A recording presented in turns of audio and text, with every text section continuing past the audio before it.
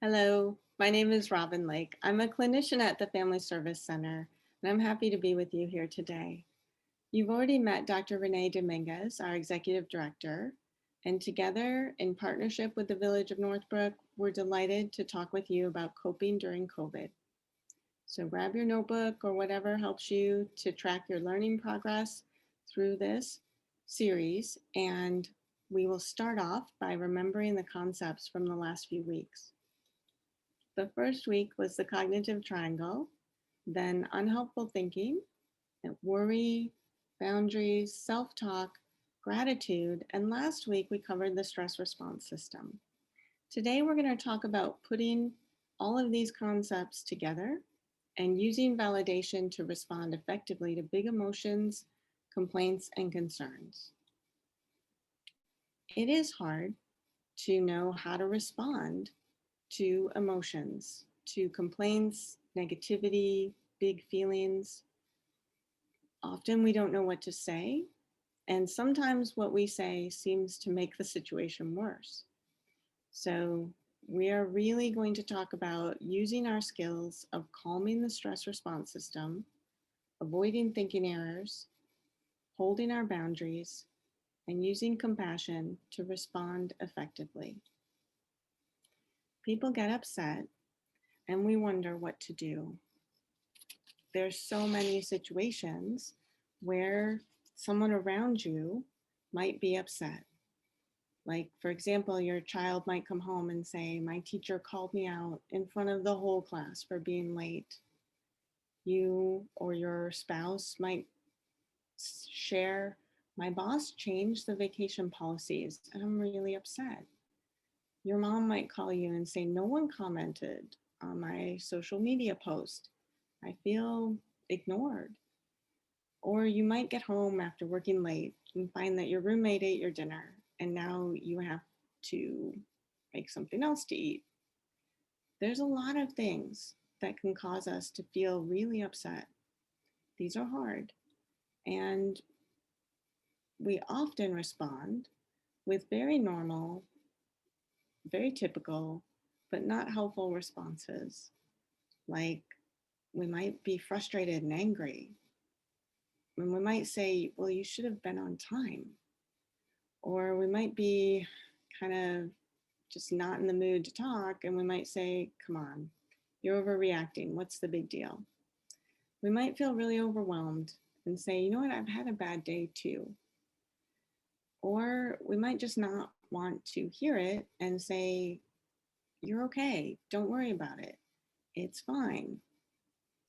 Sometimes, and I think this happens a lot, we really are wanting to respond in a positive, kind way, but feeling helpless, feeling like we don't know how to solve this problem or fix this situation makes us feel angry.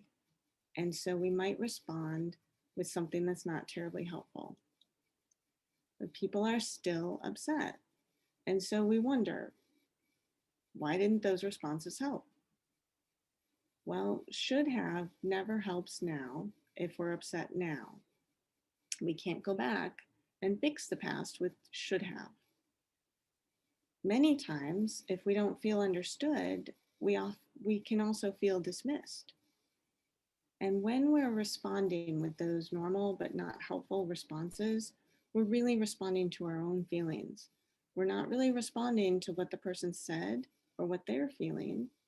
And now we are trying to solve, fix, and contain something that really just needs to be soothed, to be witnessed, to be felt. And we wonder, like, how do we do that? How do we just be with the swirl of emotions? And that's where validation is a lifesaver.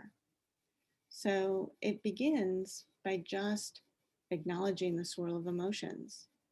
And one of the first steps is something that Dr. Dominguez and I have emphasized over and over. Pause, pause. In between hearing and responding is a little bit of a pause. And that is where our skills live. That is where we can find just a one breath to hold back some of those typical responses. And that's where we can find a little bit of trust in ourselves that we can respond effectively, that there's no special training required. You don't have to be a therapist to use validation. And so we start by saying, yeah, that is frustrating. Or it might sound like, ah, that sounds really hard. Or you're right. I think it is really awful. And when we just validate, I understand why you would feel that way, or it makes sense that you would feel that way, it changes what the other person's feeling and experiencing. We can even join. We can say, yeah, I would have felt that too. Or, man, I wish it was different. And then we have an opportunity to clarify. Well, can you tell me more? What was that like? When, which class did that happen in? What did you post, Mom? You know, you can ask some questions and you can explore what would be helpful to you. How can I support you? The primary message that you want to give is I see you, I hear you, you're not alone, and you matter to me. Validate the things, even if it doesn't make sense to you why the person is upset. You don't have to agree with the logic behind their complaint. It just really helps. So it works. Understanding matters. And in addition, we really can avoid making someone feel bad for having a feeling or having a complaint. And we can avoid making someone feel dismissed. And by staying with the complaint, responding to what they say, we can also hold our boundaries.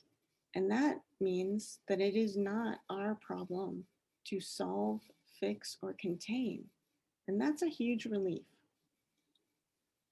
So when you reflect and pause about validation, what is your typical response to feelings and complaints?